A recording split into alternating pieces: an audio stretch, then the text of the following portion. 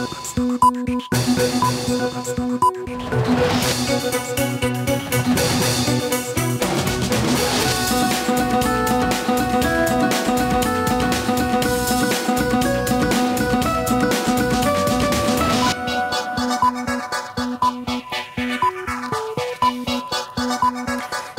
দুপুরের মাছরাঙা সংবাদে আপনাদের সঙ্গে আছি মৌমিতা জান্নাত। শুরুতে গার্ডিয়ান লাইফ ইন্স্যুরেন্স সংবাদ শিরোনাম।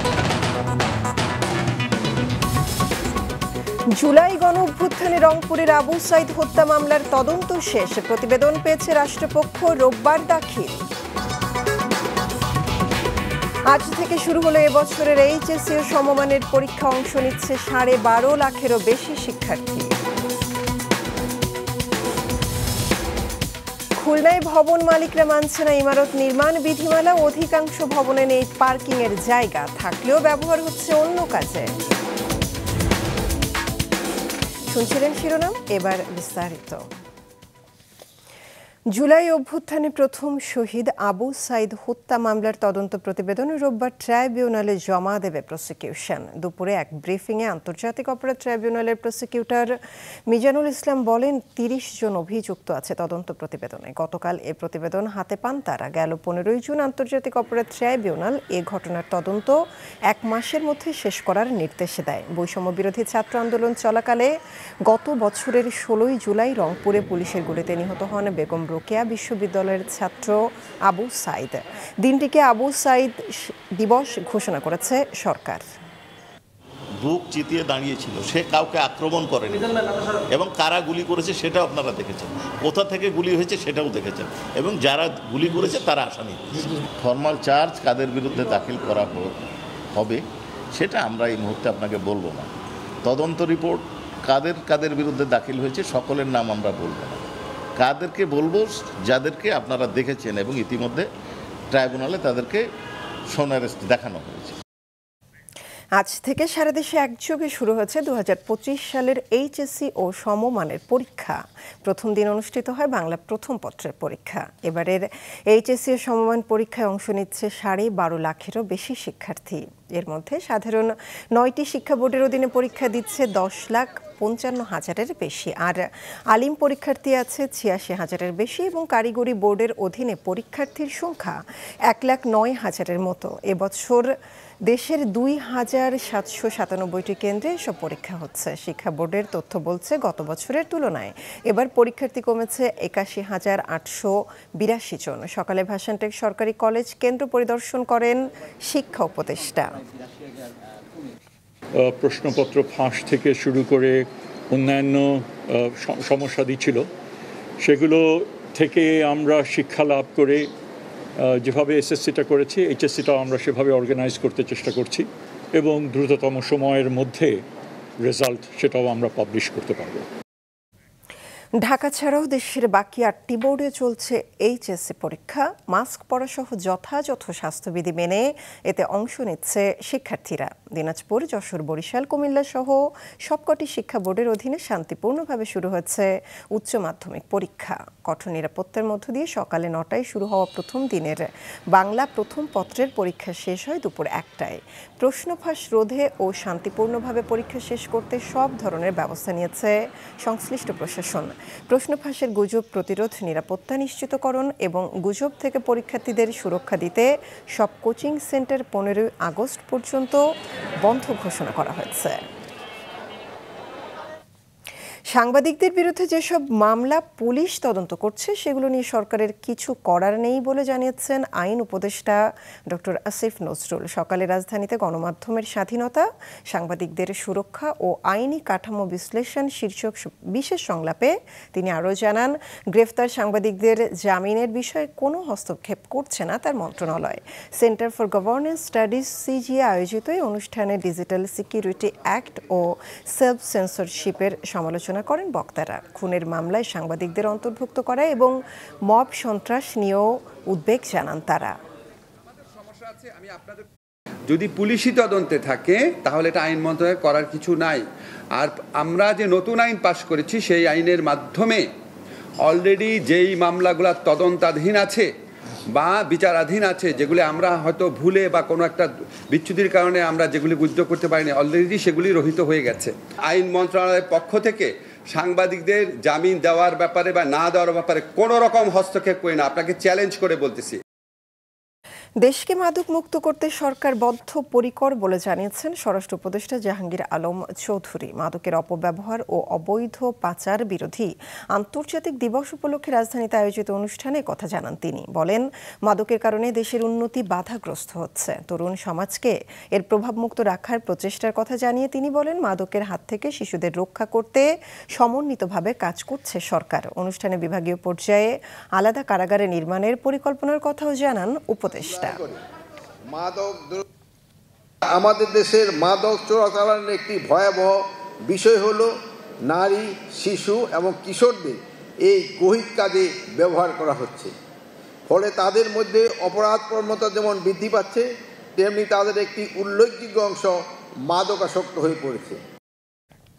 শোভাযাত্রা সহ নানা আয়োজনে দেশের বিভিন্ন স্থানে পালিত হচ্ছে মাদক দ্রব্যের অপব্যবহার ও অবৈধ পাচার বিরোধী আন্তর্জাতিক দিবস। সকালে ময়মনসিংহের র্যালি, আলোচনা সভা, রচনা ও চিত্রাঙ্কন প্রতিযোগিতা অনুষ্ঠিত হয়েছে। সকালে চাঁদপুর জেলা প্রশাসক কার্যালয়ের সামনে র্যালি, জেলা প্রশাসক সম্মেলন কক্ষে আলোচনা সভা ও বিভিন্ন প্রতিযোগিতার পুরস্কার বিতরণ করা হয়। এ সময় বক্তারা জেলায় মাদক নিয়ন্ত্রণে শিক্ষা প্রতিষ্ঠানগুলোতে মাদকের কুফল প্রচার কার্যক্রম বৃদ্ধি ও সামাজিক আন্দোলন গড়ে তোলার আহ্বান জানান। দিবসটি উপলক্ষে ব্রাহ্মণবাড়িয়ায় জনসচেতনতামূলক সভা হয়েছে।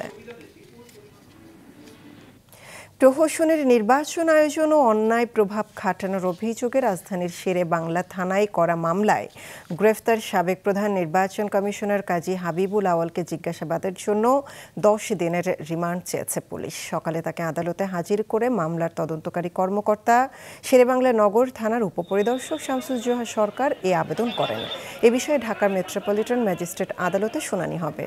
সাবেক 3 সিইসি সহ 24 জনের নাম উল্লেখ করে গত রোববার মামলাটি করেন বিএনপির নির্বাহী কমিটির সদস্য সালাউদ্দিন খান। মামলায় গত রোববার প্রথমে নুরুল হুদাকে গ্রেফতার করে পুলিশ, পরদিন তার 4 দিনের রিমান্ড মঞ্জুর করে আদালত। গতকাল কাজী হাবিবুল আওয়ালকে রাজধানীর মগবাজার থেকে গ্রেফতার করে পুলিশ।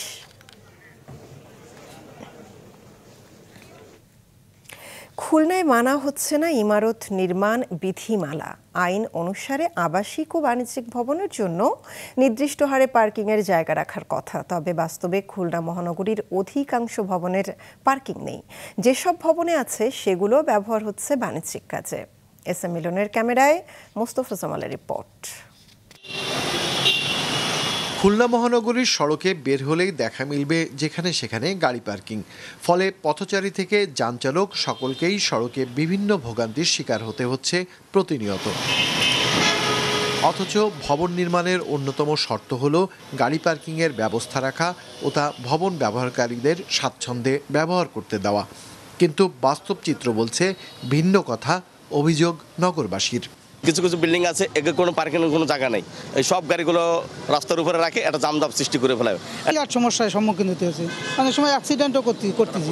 বিল্ডিং এ আন্ডারগ্রাউন্ড আছে, যদি তারা সিকিউরিটি যদি আমাদের ঢুকো তাহলে আমরা ঢুকতে পারি না, ঢুকলে আমরা ঢুকতে পারি না। পার্কিংয়ের জায়গা যদি ভালো হতো তাহলে আমাদের সুবিধা হতো। এখানে যে কোনো একটা গাড়ি লাগতে পারে, আর একটা গাড়ি এসে আমাদের গাড়ির উপর পড়তে পারে। খুলনা সিটি কর্পোরেশন বলছে পার্কিং রাখার শর্তে ভবন নির্মাণের অনুমতি দেয় খুলনা উন্নয়ন কর্তৃপক্ষ। তাই অনুমোদন শর্ত বাস্তবায়ন হয়েছে কিনা তা দেখভাল করার দায়িত্ব তাদের। কেডিএ তাদের দায়িত্ব সঠিকভাবে পালন না করায় নাগরিক সেবা দিতে অসুবিধা হচ্ছে বলছে কেসিসি। আমরা অফিসিয়ালি সিটি কর্পোরেশন থেকে কেডিএকে বলেছিলাম যে আপনারা যেহেতু বিল্ডিং প্ল্যান অ্যাপ্রুভাল দিয়েছেন, এই পার্কিংগুলো এখনই ওপেন করবেন, কারণ হচ্ছে কি আমার যানজট সৃষ্টি হচ্ছে রাস্তায়। খুলনা উন্নয়ন কর্তৃপক্ষের দাবি, জনবল সংকট থাকলেও পার্কিং উন্মুক্ত করতে কাজ করছে তারা। কার পার্কিংগুলোকে ওপেন করে দিয়ে আসি, মাঝে মধ্যে সিলগালা করে দিই এবং কোনো সময় জরিমানাও আরোপ করা হয় বিধিবিধান অনুসারে। পরিকল্পিত পার্কিং একটি আধুনিক নগরীর অন্যতম অনুষঙ্গ, যার অনুপস্থিতিতে নাগরিক বান্ধব নগরী হতে পারছে না খুলনা, বলছেন নগর পরিকল্পনাবিদরা। রাস্তার পরে যদি আপনার গাড়ি থাকে তাহলে রাস্তার কিন্তু আপনার প্রশস্ততা কমে যায় এবং রাস্তার যে সার্ভিস যেটা সেই সার্ভিস এফিশিয়েন্টলি কিন্তু পাওয়া যাবে না। চলমান গাড়ির কিন্তু স্পিড কমে যাবে, তারপরে হচ্ছে দুর্ঘটনার সম্ভাবনা থাকে, যানজটের সম্ভাবনা থাকে। খুলনা মহানগরীতে ভবন নির্মাণ করতে হলে কেডিএর কাছ থেকে পার্কিং ব্যবস্থা রাখা সহ 23টি শর্ত বাস্তবায়নের অনুমতি নিতে হয়। এসব শর্ত বাস্তবায়নে কেডিএ, কেসিসি সহ অন্যান্য সংস্থাগুলির সমন্বিত উদ্যোগ জরুরি, বলছেন বিশেষজ্ঞরা। মোস্তফা জামাল, মাছরাঙা সংবাদ, খুলনা। দেশের বিভিন্ন জেলায় নতুন করে ডেঙ্গুতে আক্রান্ত হয়েছেন বেশ কয়েকজন। বরগুনাতে এখনও নিয়ন্ত্রণহীন এর সংক্রমণ। জেলার বিভিন্ন হাসপাতালে নতুন রোগী ভর্তি হয়েছে 81 জন। কুমিল্লায় হটস্পট দাউদকান্দির উপজেলা স্বাস্থ্য কর্মকর্তা জানিয়েছেন, গেল 24 ঘন্টায় সরকারি হিসাবে 5 ও বেসরকারি হিসাব অনুযায়ী আরও 40 জনের ডেঙ্গু শনাক্ত হয়েছে। যশোরে আক্রান্তদের মধ্যে 250 শয্যা জেনারেল হাসপাতালে 3 জন, অভয়নগরে 6, বাঘারপাড়া ও ঝিকরগাছা উপজেলা স্বাস্থ্য কমপ্লেক্সে 1 জন করে ভর্তি হয়েছেন। মানিকগঞ্জ, দিনাজপুরের হিলিতে নতুন করে বেশ কয়েকজন ডেঙ্গুতে আক্রান্ত হয়েছেন। মানিকগঞ্জ, চাঁপাইনবাবগঞ্জ ও বরিশালের ডেঙ্গু পরিস্থিতি সম্পর্কে কিছুক্ষণ আগে জানিয়েছেন আমাদের সহকর্মীরা।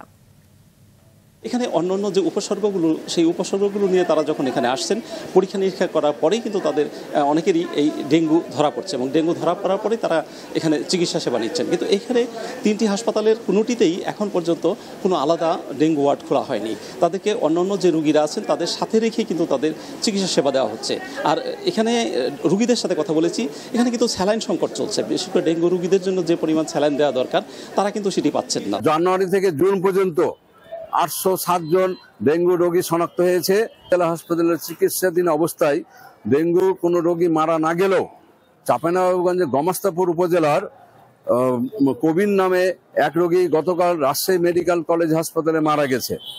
মূলত চাঁপাইনবাবগঞ্জে ডেঙ্গু রোগের বৃদ্ধির কারণ বলে সচেতন মহল মনে করছেন অপরিষ্কার, ধারাবাহিক বৃষ্টিপাত এবং সমন্বয়হীনতা কারণে ডেঙ্গুর রোগ বৃদ্ধি পেয়ে যাচ্ছে। চলতি মাসে হিসাবটা দেখা যাচ্ছে 391 জন ভর্তি হয়েছে ডেঙ্গুতে আক্রান্ত হয়ে, এবং গেল মাসে মে মাসে ছিল 131 জন।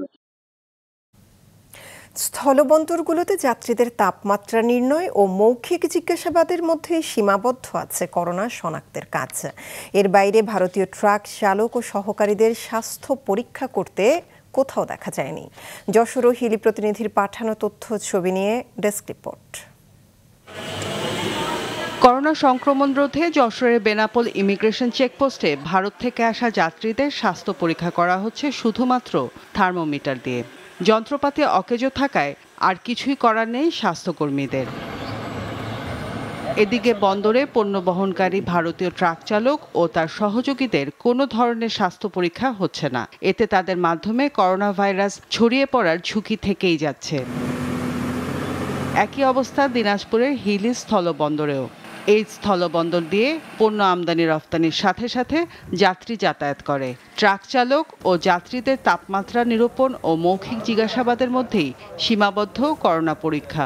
ইন্ডিয়াতে সম্ভবত করোনার উপদ্রব দেখা দিচ্ছে, সে কারণে পোর্টে আমরা লক্ষ্য করলাম মাস্ক ছাড়া তারা আমাদেরকে প্রবেশ করতে দিচ্ছে না। সকলকে মাস্ক পরায় দিতেছি, হ্যান্ড ওয়াশ দিতেছি এবং তাপমাত্রা চেক করতেছি। আমাদের পার্শ্ববর্তী দেশ ইন্ডিয়া থেকে আমদানি কার্যক্রম আছে এবং যাত্রী পারাবার আছে, সেক্ষেত্রে করোনাটা ছড়িয়ে যাওয়ার একটা আশঙ্কা আমাদের মধ্যে রয়েছে।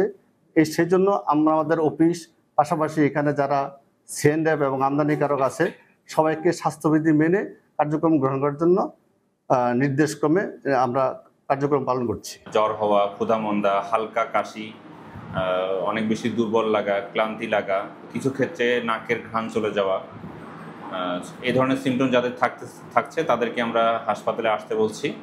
অবশ্যই স্বাস্থ্যবিধি মেনে তারা অবশ্যই মাস্ক ব্যবহার করবে এবং তাদেরকে আমরা হাসপাতালে এসে প্রাথমিক চিকিৎসা নিতে বলছি এবং আমরা তাদেরকে সতর্ক করছি তারা যাতে ওভারক্রাউডেড যে প্লেসগুলো সেগুলোতে না যায়, বাসার মধ্যেই থাকার চেষ্টা করেন এবং খুব বেশি কারো প্রয়োজন ছাড়া বাসা থেকে বের না হন।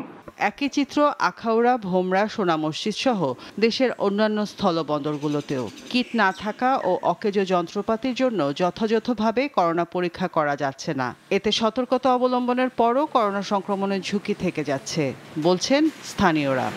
রওশন জাহান মিষ্টি, মাছরাঙা নিউজ ডেস্ক। বিচার বিভাগকে সম্পূর্ণ স্বাধীন করা গেলে স্বৈরাচার ব্যবস্থা গড়ে উঠতে পারবে না বলেছেন বিএনপির স্থায়ী কমিটির সদস্য সালাউদ্দিন আহমেদ। নাগরিক ঐক্যের 13তম প্রতিষ্ঠাবার্ষিকী উপলক্ষে জাতীয় প্রেস ক্লাবে এক আলোচনা সভায় তিনি কথা বলেন। সভায় অংশ নেন স্বৈরাচার বিরোধী আন্দোলনে থাকা প্রায় সব দল ও জোটের নেতারা। এতে সালাউদ্দিন আহমেদ আরও বলেন, দেশে ফ্যাসিবাদের উত্থান ঠেকাতে এক ব্যক্তি যেন 10 বছরের বেশি প্রধানমন্ত্রী না থাকতে পারেন সে প্রস্তাব করেছে বিএনপি। ঐকমত্য কমিশনের সদস্য বদিউল আলম মজুমদার বলেন, সুষ্ঠু নির্বাচনের জন্য প্রয়োজন গণতান্ত্রিক রাজনৈতিক দল। আওয়ামী লীগ সত্যিকারের রাজনৈতিক দলের ভূমিকা পালন করলে শেখ হাসিনা দানব হয়ে উঠত না বলেও মন্তব্য করেন তিনি।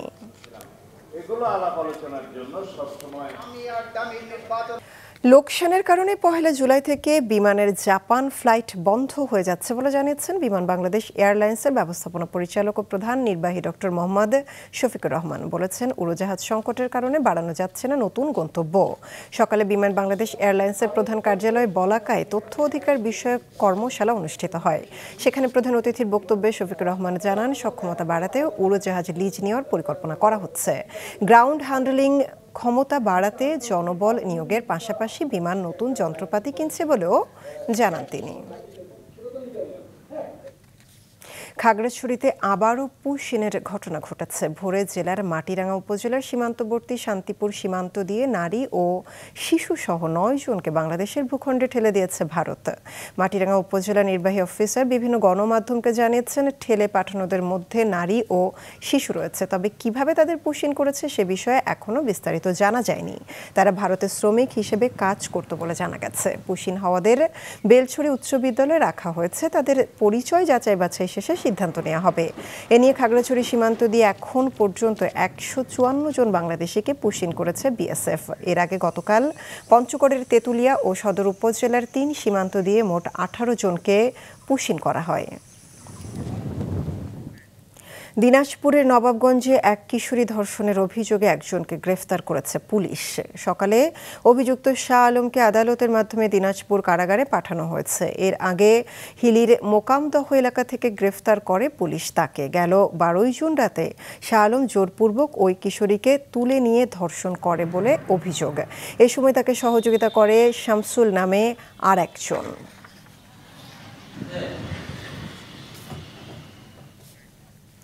কর্মক্ষেত্রে স্বাস্থ্য সুরক্ষার বিষয়ে সচেতনতা তৈরি এবং শ্রমিকদের নিরাপদ কর্মপরিবেশ তৈরিতে অবদান রাখার জন্য গ্রিন ফ্যাক্টরি অ্যাওয়ার্ড 2025 প্রদান করেছে শ্রম মন্ত্রণালয়। গেল মঙ্গলবার রাজধানীর ওসমানী স্মৃতি মিলনায়তনে আয়োজিত অনুষ্ঠানে প্রতিষ্ঠানগুলোর হাতে এই সম্মাননা তুলে দেওয়া হয়। এবার 16টি শিল্প খাতের 30টি প্রতিষ্ঠানের মধ্যে কসমেটিক্স, স্কিন কেয়ার ও হোম কেয়ার পণ্য উৎপাদনকারী প্রতিষ্ঠান হিসেবে সম্মাননা পেয়েছে রিমার্ক HSB লিমিটেড। টেক্সটাইল খাতে পুরস্কার পেয়েছে আকিজ টেক্সটাইল মিলস লিমিটেড। প্রকৌশলী খাতে প্রতিষ্ঠান ওয়ালটন হাইটেক ইন্ডাস্ট্রিজ PLC দ্বিতীয়বারের মতো পেয়েছে পুরস্কার। স্কয়ার গ্রুপের 2টি প্রতিষ্ঠান স্কয়ার ফ্যাশনস এবং স্কয়ার টয়লেট্রিজও এ সম্মাননা লাভ করে। বাংলাদেশে নৌবাহিনীর আধুনিকায়ন ও ত্রিমাত্রিক সক্ষমতা বৃদ্ধির অংশ হিসেবে দেশীয় প্রযুক্তিতে নির্মিত 3টি ডাইভিং বোট পানকৌড়ি, গাংচিল ও মাছরাঙা যুক্ত হলো নৌবহরে। আজ খুলনা নেভাল বার্তে আয়োজিত কমিশনীয় অনুষ্ঠানে নৌবহরের জাহাজ 3টি যুক্ত করেন নৌবাহিনী প্রধান admiral M Nazmul Hasan. 38.90 metre দৈর্ঘ্য ও 9 মিটার প্রস্থের এসব বোট সর্বোচ্চ 15 নটিক্যাল মাইল বেগে চলতে সক্ষম। প্রতিটি বোটে রয়েছে 12.7 মিলিমিটার ভারী মেশিনগান, উন্নত ডপার, GPS, ইকো সাউন্ড এবং আধুনিক কন্ট্রোল সিস্টেম। জাহাজগুলি ব্যবহারের মাধ্যমে নৌবাহিনীর সার্চ এবং রেস্কিউ সক্ষমতা আরও বাড়াবে বলে উল্লেখ করেন নৌপ্রধান। পাহাড় ধসের ঝুঁকিতে 1 সপ্তাহ নিষেধাজ্ঞা শেষে পর্যটকদের জন্য উন্মুক্ত করা হয়েছে বান্দরবানের রোয়াংছড়ির অন্যতম পর্যটন স্পট দেবতাখুম। সকাল থেকে পর্যটকরা ভ্রমণ করতে পারছেন দেবতাখুমে। জেলা প্রশাসক শামীম আরার রিনি জানান, বান্দরবান ভ্রমণে নিষেধাজ্ঞা না থাকলেও প্রশাসনের অনুমতি ছাড়া এবং নিবন্ধিত গাইড ছাড়া কেউ যাতে পাহাড়ের গহীনে চড়ে না যায় সে ব্যাপারে সতর্ক হওয়া জরুরি।